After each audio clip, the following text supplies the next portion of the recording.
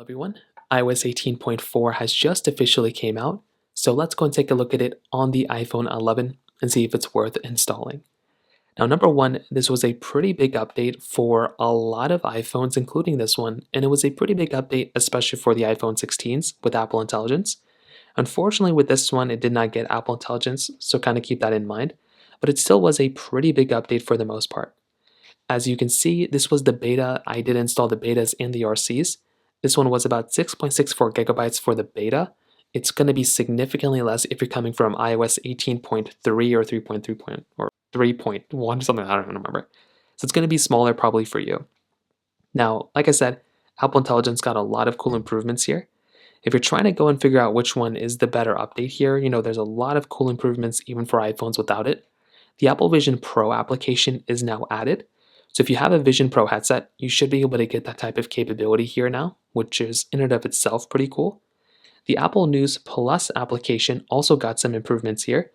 So now if you're going to use Apple News Plus, you should be able to go through and get a little bit more capability when it comes down to that. So that is in and of itself going to be a really cool thing. There's now like recipes and other things added here. So that is going to be a really cool thing that's going to be added here for the most part too, which is actually pretty cool. On top of that, we also have some new Photos app updates. So now if you're going to go through, and there's a lot of stuff within the Photos app, there's some new filters, you have some new reordering type of options, you have the ability to disable recently viewed or recently shared options, and there's a lot of cool things like that built inside of here too, which is really cool. On top of that, you also have the ability of going through, and within our Safari browser, there's been a couple of improvements, screen time improvements. Also, if you're going through and downloading an application from our App Store, we now have the ability of pausing those downloads. So this is actually something that's pretty cool. So if you wanted to download an application, and let's say you want to just pause it for the time being, instead of completely stopping it, you can now just pause it and you can re-download the application at a later point. So that is in and of itself something that's actually very, very cool.